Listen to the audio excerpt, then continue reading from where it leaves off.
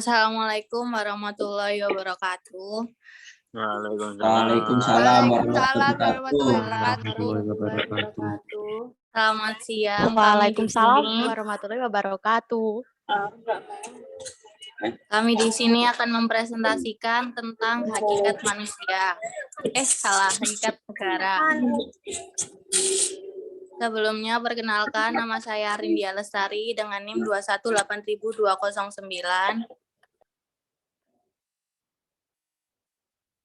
Perkenalkan, nama saya Nika Musdalifah dengan NIM 218000061.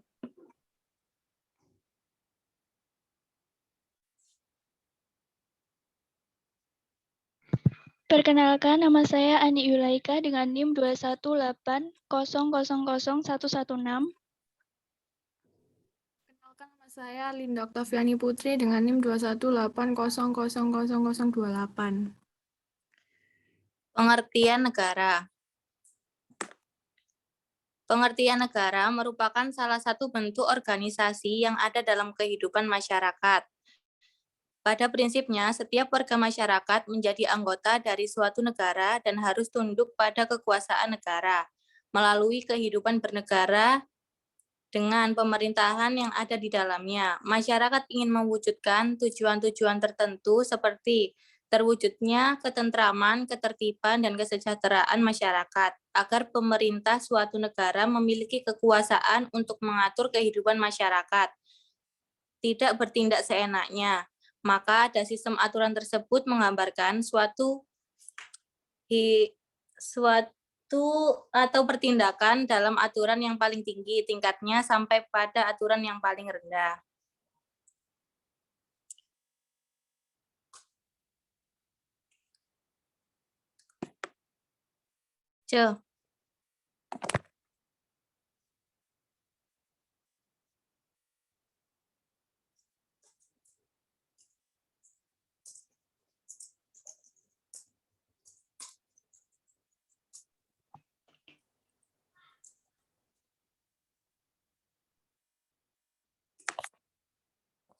Pengertian tentang negara telah banyak didefinisikan oleh para ahli filosofi Yunani kuno. Para ahli ada pertengahan sampai abad modern. Beberapa pendapat tersebut antara lain pendapat Aristoteles, negara adalah komunitas keluarga dan kumpulan keluarga yang sejahtera demi kehidupan yang sempurna dan berkecukupan. Negara sebagai pemerintahan yang tertata dengan baik dari beberapa keluarga serta kepentingan bersama mereka oleh kekuasaan berdaulat. Ahmad Zubaidi, negara adalah alat atau wewenang yang mengatur atau mengendalikan persoalan bersama atas nama masyarakat. Negara adalah asosiasi yang menyelenggarakan penertiban dalam suatu wilayah berdasarkan sistem hukum, diselenggarakan oleh pemerintah, diberi kekuasaan memaksa. Negara adalah suatu daerah teritorial yang rakyatnya diperintah oleh sejumlah pejabat dan berhasil menuntut dari warganya untuk ketaatan melalui kekuasaan yang sah.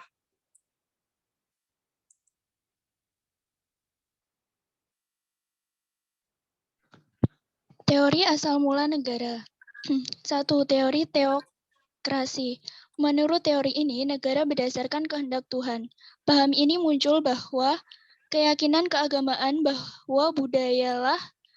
bahwa Tuhanlah Maha Pencipta di langit dan bumi, pemegang kekuasaan tertinggi. Tiada kekuasaan di dunia ini yang tidak berasal dari Tuhan, termasuk negara. Teori organik. Teori ini pertama kali diperkenalkan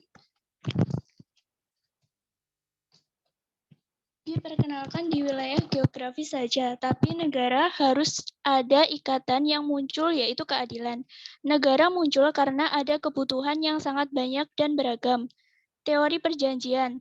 Teori perjanjian masyarakat mengandung terjadinya suatu negara karena adanya perjanjian masyarakat.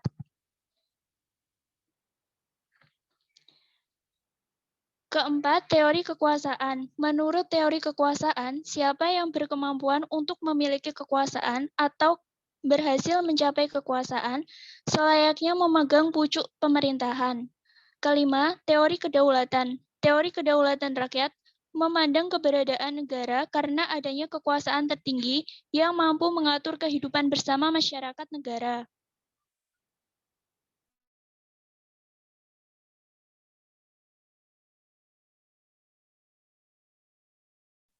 Unsur-unsur negara, yaitu rakyat. Unsur-unsur negara pertama yang harus dipenuhi adalah rakyat. Dalam hal ini, suatu negara harus memiliki masyarakat atau kumpulan individu yang hidup dan tinggal di suatu wilayah dalam negara tersebut.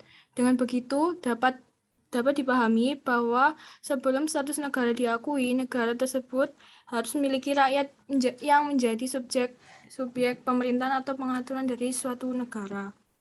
Wilayah. Selain rakyat, wilayah juga menjadi salah satu unsur-unsur negara yang tidak kalah penting. Di sini, suatu negara harus memiliki wilayah dengan batasan teritorial yang jelas.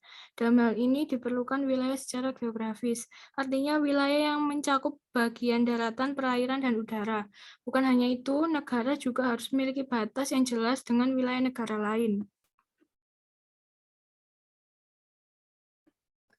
Pemerintah yang berdaulat. Unsur-unsur negara yang perlu diperhatikan berikutnya adalah pemerintah yang berdaulat. Di sini, pemerintah dapat diartikan sebagai lembaga legislatif yang bertugas membentuk undang-undang beserta jajarannya. Selain itu, pemerintah juga dapat dimaknai sebagai keseluruhan lambang negara. Dalam sistem demokrasi, pemerintah Indonesia menganut trias politika dalam menjalankan fungsinya, yaitu berupa lembaga legislatif, eksekutif, dan yudikatif. Pengakuan dari negara lain. Unsur-unsur negara terakhir yang harus dipenuhi adalah mendapatkan pengakuan dari negara lain. Di sini keberadaan negara diperkuat dengan adanya pengakuan dari negara lain, bahwa negara tersebut mampu secara mandiri mengatur rakyatnya dengan baik. Unsur negara yang satu ini bersifat deklaratif, artinya suatu negara baru memberikan pernyataan dirinya dan suatu negara yang sudah berdiri sebelumnya telah memberikan pengakuan dari status kenegaraannya. Ini menjadi salah satu dari unsur-unsur negara yang wajib dipenuhi.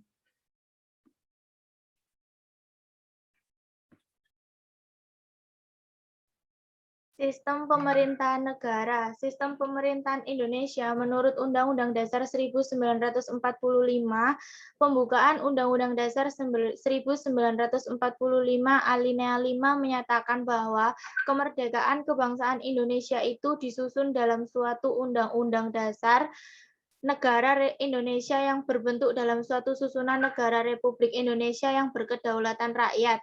Berdasarkan pasal 1 ayat 1 Undang-Undang Dasar 1945, negara Indonesia adalah negara kesatuan yang berbentuk republik. Itu didasarkan pada pasal 4 ayat 1 yang berbunyi Presiden Republik Indonesia memegang kekuasaan pemerintahan menurut Undang-Undang Dasar. Yang kedua, pengertian sistem pemerintahan. Istilah sistem pemerintahan berasal dari gabungan dua kata, sistem dan pemerintahan. Kata sistem merupakan terjemahan dari kata sistem, bahasa Inggris, yang berarti susunan, tatanan, jaringan, atau cara. Sedangkan pemerintahan berasal dari kata pemerintah dan yang berasal dari kata perintah. Maka dalam arti yang luas, pemerintahan adalah perbuatan memerintah yang dilakukan oleh badan-badan legislatif, eksekutif, dan yudikatif di suatu negara. Dalam arti yang sempit, pemerintahan adalah perbuatan memerintah yang dilakukan oleh badan eksekutif beserta jajarannya dalam rangka mencapai tujuan penyelenggaraan negara. Kekuasaan dalam suatu negara menurut Montesquieu diklasifikasikan menjadi 3, yaitu kekuasaan eksekutif yang berarti kekuasaan menjalankan undang-undang atau kekuasaan menjalankan pemerintahan, kekuasaan legislatif yang berarti kekuasaan membentuk undang-undang, dan kekuasaan yudikatif yang berarti kekuasaan mengadili terhadap pelanggaran atas undang-undang. Jadi sistem pemerintahan negara menggambarkan adanya lembaga-lembaga negara, hubungan antar lembaga negara, dan bekerjanya lembaga negara dan mencapai tujuan pemerintahan negara yang bersangkutan. Perbandingan antara indices Strzelecki Regeling dengan Undang-Undang Dasar 1945 secara umum telah diyakini bahwa sistem pemerintahan Indonesia menurut Undang-Undang Dasar 1945 itu adalah sistem presidensial. Keyakinan ini secara yuridis sama sekali tidak berdasar, tidak ada dasar argumentasi yang jelas atas keyakinan ini. Apabila diteliti kembali struktur dan sejarah penyusunan Undang-Undang Dasar 1945, maka tampaklah bahwa sebenarnya sistem pemerintahan yang dianut oleh Undang-Undang Dasar 1945 itu adalah sistem campuran. Namun sistem campuran ini bukan campuran antara sistem presidensial model Amerika Serikat dan sistem parlementer model Inggris. Sistem campuran yang dianut oleh Undang-Undang Dasar 1945 adalah sistem pemerintahan campuran model Indische Staatsregeling konstitusi kolonial Hindia Belanda dengan sistem pemerintahan sosialis model Uni Soviet. Lanjut. Secara ringkas, maka apabila lembaga-lembaga pemerintahan Hindia Belanda menurut Indische Staatsregeling dan lembaga-lembaga Indonesia menurut Undang-Undang Dasar 1945 tersebut disejajarkan, maka akan tampak sebagai berikut. Ada Majelis Permusyawaratan Rakyat, Soviet tertinggi, Presiden atau Wakil Presiden, Gouverneur Jenderal atau Lieutenant Gouverneur Jenderal, Dewan Pertimbangan Agung, Raad van Nederlands-Indië, Dewan Perwakilan Rakyat, Volksraad, Badan Pemeriksa Keuangan, Algemene Rekenkamer, Mahkamah Agung, Hooggerechtshof van Nederlands-Indië.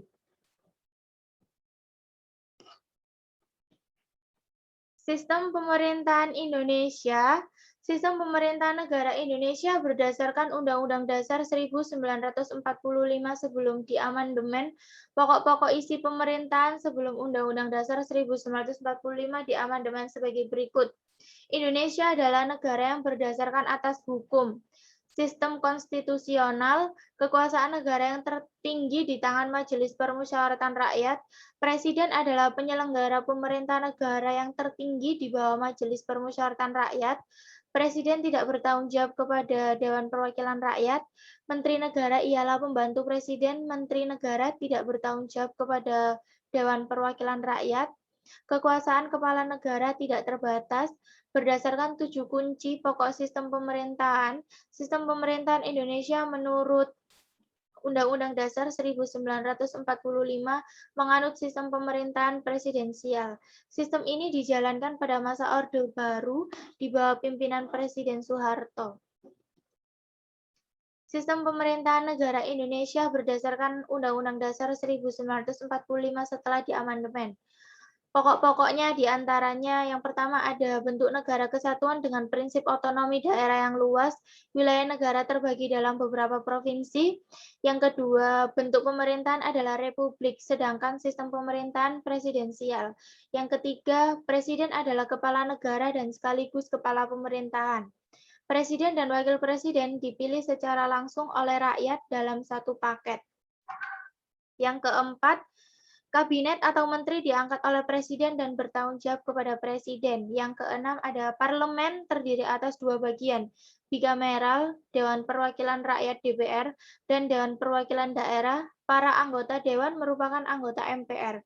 DPR memiliki kekuasaan legislatif dan kekuasaan mengawasi jalannya pemerintahan. Kekuasaan yudikatif dijalankan oleh Mahkamah Agung dan Badan Peradilan di bawahnya.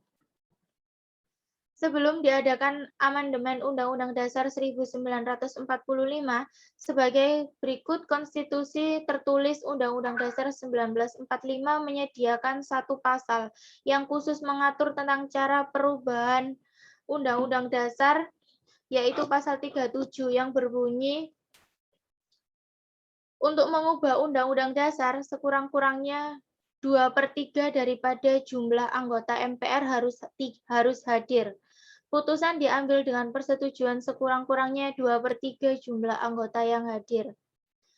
Amandemen Undang-Undang Dasar 1945 dilaksanakan secara bertahap, yakni yang pertama amandemen pertama pada 19 Oktober 1999. Yang kedua amandemen pada tanggal 18 Agustus tahun 2000. Amandemen yang ketiga pada tanggal 10 November tahun 2001.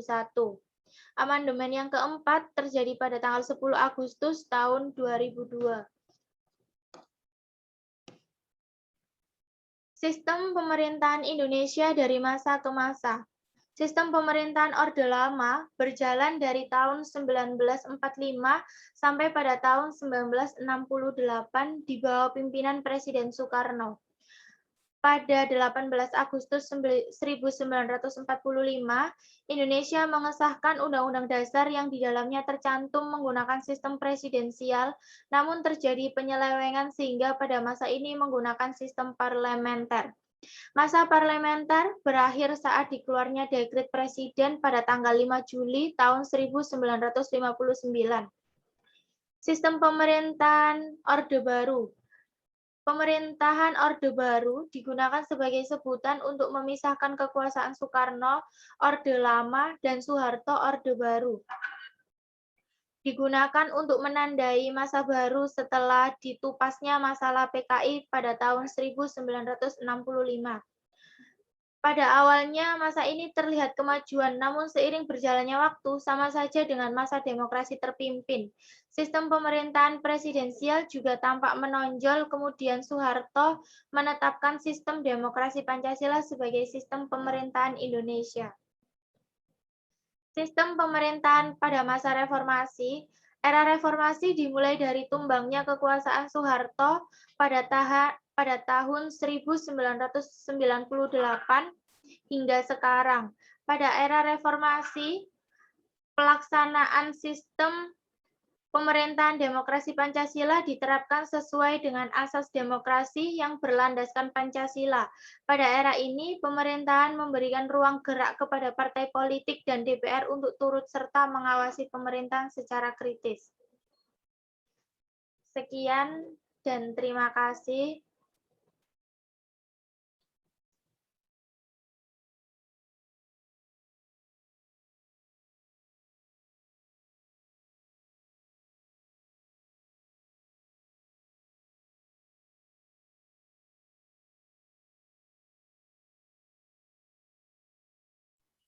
Ada yang mau ditanyakan?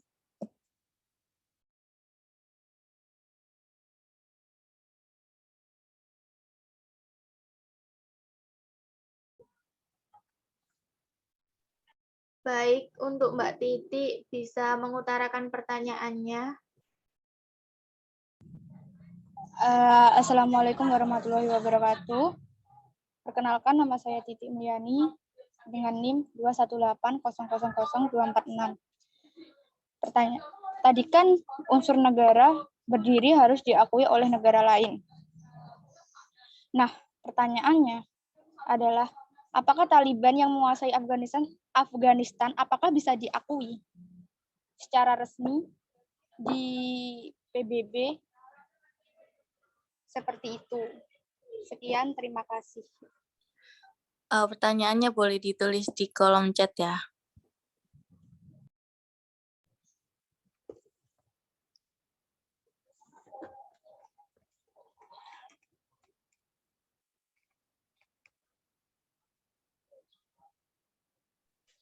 Pertanyaan selanjutnya bisa diutarakan sekarang. Assalamualaikum warahmatullahi wabarakatuh. Waalaikumsalam warahmatullahi wabarakatuh. Perkenalkan, nama saya Muhammad Lukman Fajaruddin, NIM 218000024. Saya izin bertanya, menurut kelompok Anda, apa kelebihan dan kekurangan sistem pemerintahan presidensial dan sistem pemerintahan parlementer? Itu saja yang saya ingin tanyakan. Wassalamualaikum warahmatullahi wabarakatuh.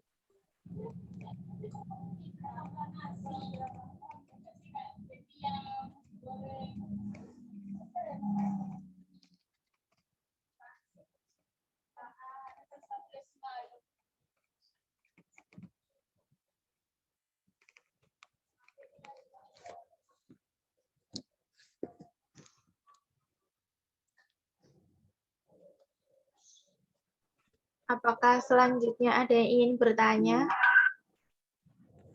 Saya izin bertanya.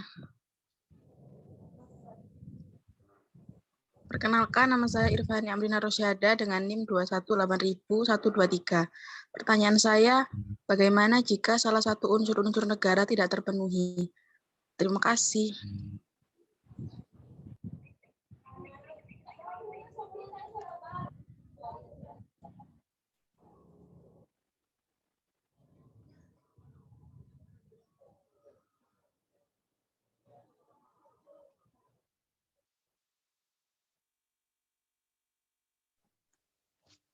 Izin bertanya, saya Arfa Putri Salsabila Suprayogi dengan NIM 218.158. Mengapa UUD 1945 dilakukan amandemen? Terima kasih. Iya, sama-sama.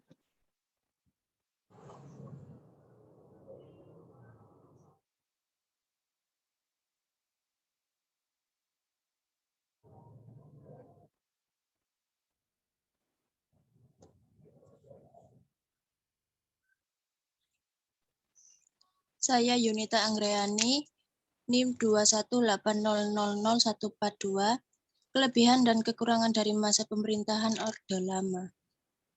Terima kasih. Ya.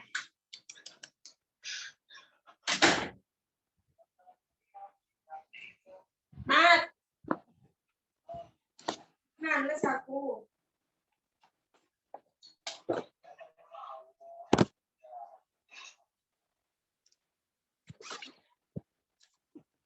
Dibales sih. Iya. Dibales apa? Mas, Des. Nanti malam. Oh, mau ditaruh di mana mukaku? Ya, nggak apa-apa. Mas, aku sendirian.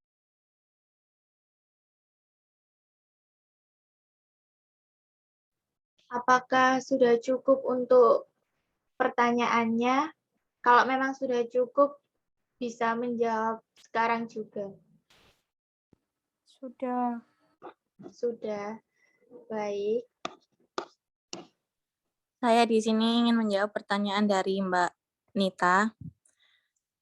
Kelebihan dan kekurangan dari masa pemerintahan Orde Lama.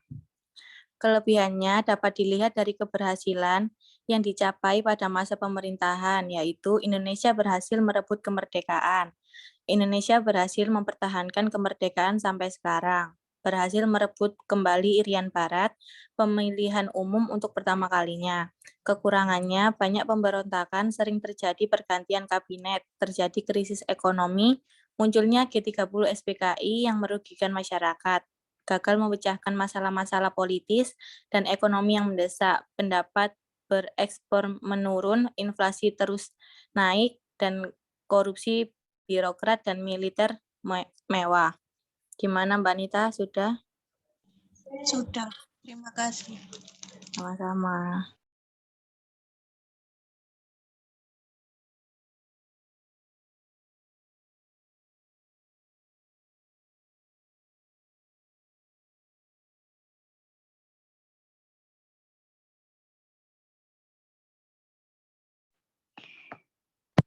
Saya akan menjawab pertanyaan dari Nurhalizah.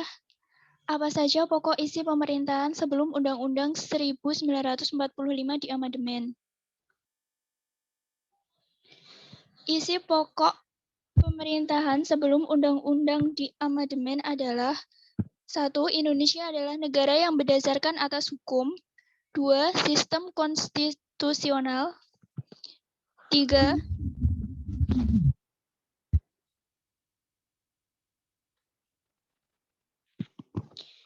Kekuasaan negara yang tertinggi di tangan Majelis Permusyawaratan Rakyat. 4.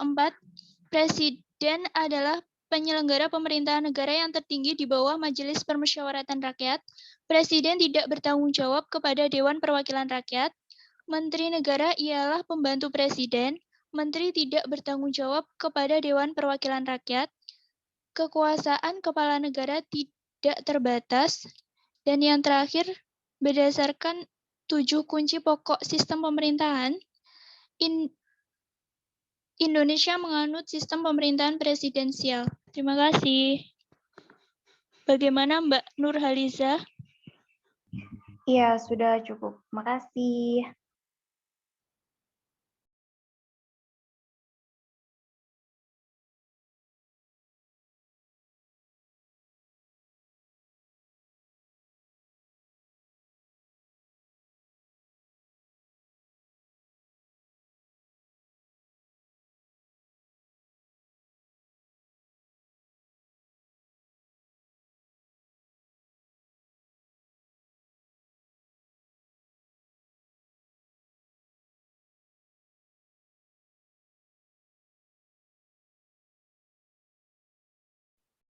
Saya di sini akan menjawab pertanyaan dari Mbak Labibah. Pertanyaannya adalah sebutkan pokok sistem negara di Indonesia. Pokok-pokok sistem pemerintahan di Indonesia adalah bentuk negara kesatuan dengan prinsip otonomi daerah yang luas, wilayah negara terbagi dalam beberapa provinsi. Yang kedua, bentuk pemerintahan adalah republik, sedangkan sistem pemerintahan presidensial. Yang ketiga, presiden adalah kepala negara dan sekaligus kepala pemerintahan. Presiden dan wakil presiden dipilih secara langsung oleh rakyat dalam satu paket. Yang keempat, kabinet atau menteri diangkat oleh presiden dan bertanggung jawab kepada presiden. Yang kelima, parlemen terdiri atas dua bagian, bikameral, Dewan Perwakilan Rakyat, dan Dewan Perwakilan Daerah. Para anggota Dewan merupakan anggota MPR. DPR memiliki kekuasaan legislatif dan kekuasaan mengawasi jalannya pemerintahan. Dan yang terakhir, kekuasaan yudikatif dijalankan oleh Mahkamah Agung dan Badan Peradilan di bawahnya. Bagaimana Mbak Labibah?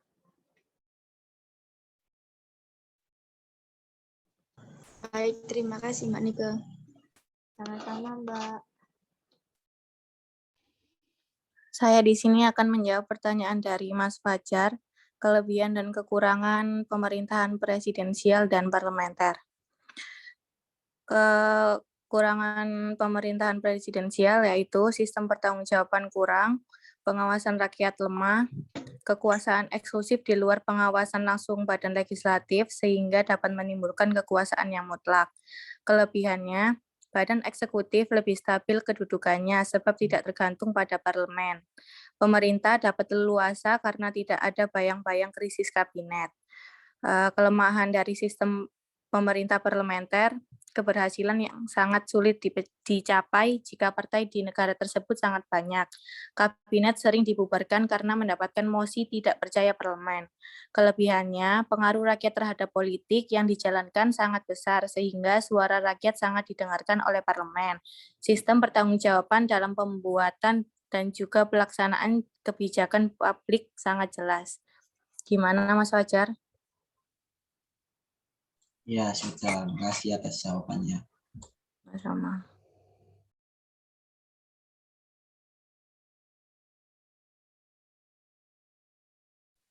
Di sini saya akan menjawab pertanyaan dari Mbak Irvani. Bagaimana jika salah satu unsur-unsur negara tidak terpenuhi? Jika salah satu unsur pembentuk negara tidak ada, maka sebuah negara tidak dapat dibentuk. Apakah bisa diterima Mbak Irvani? Iya, sudah, terima kasih.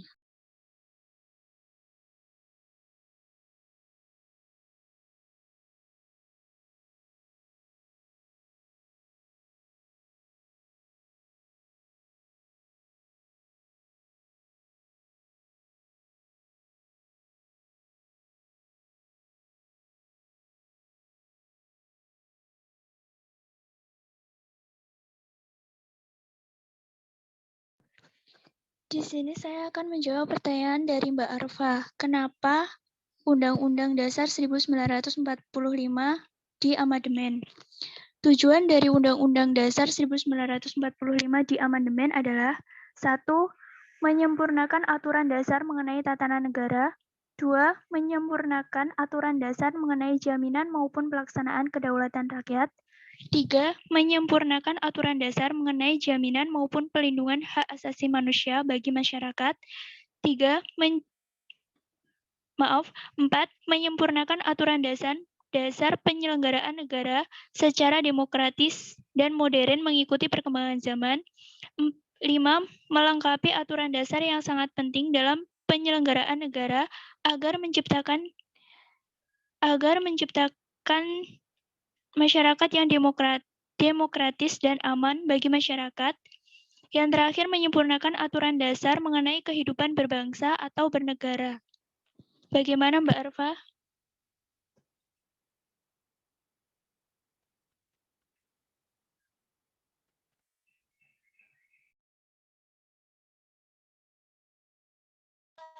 Iya, sudah cukup. Terima kasih.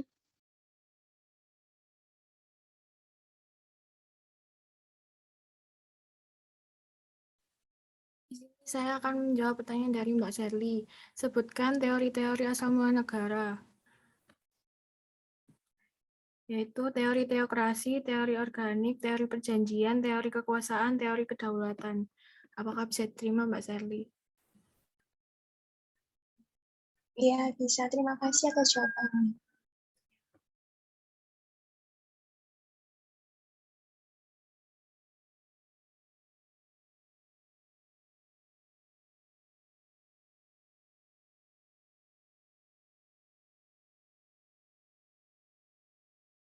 Saya di sini akan menjawab pertanyaan dari Mbak Titi. Apakah Taliban yang menguasai Afghanistan bisa diakui secara resmi menurut peraturan PBB? Afghanistan tidak diakui di PBB dan PBB tidak akan mendukung pembentukan pemerintah dimanapun di Afghanistan yang dipaksakan melalui kekuatan militer. Dewan Keamanan mengutuk sekeras mungkin serangan bersenjata oleh pasukan Taliban di kota-kota besar dan kecil di Afghanistan yang mengakibatkan tingginya jumlah korban sipil. Kesiapan Dewan untuk memberlakukan tindakan tambahan pada mereka yang bertanggung jawab atas pelanggaran HAM atau hukum humaniter internasional. PBB akan menindak semua pihak yang terlibat dalam serangan yang menargetkan warga sipil, serta individu atau entitas yang terlibat dalam atau memberikan dukungan untuk tindakan yang mengancam perdamaian, stabilitas, atau keamanan. Gimana Mbak Titi? Baik, bisa diterima. Terima kasih.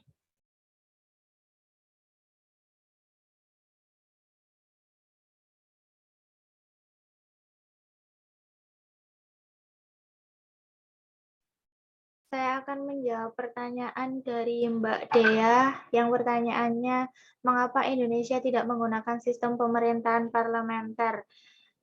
Karena Indonesia pernah gagal menerapkan sistem pemerintahan parlementer sejak periode 14 November sampai 27 Desember 1949. Kegagalan ini disebabkan karena saat itu muncul mosi tidak percaya dari parlemen untuk kabinet. Jadi sering terjadi pergantian kabinet. Bagaimana Mbak Dea? Bisa diterima jawabannya? Baik, terima kasih jawabannya. Sama-sama. Sekian dan terima kasih sudah meluangkan waktunya untuk mendengarkan presentasi kali ini. Terima kasih dan wassalamualaikum warahmatullahi wabarakatuh. Waalaikumsalam warahmatullahi wabarakatuh. Waalaikumsalam warahmatullahi wabarakatuh. Terima kasih. Waalaikumsalam warahmatullahi wabarakatuh.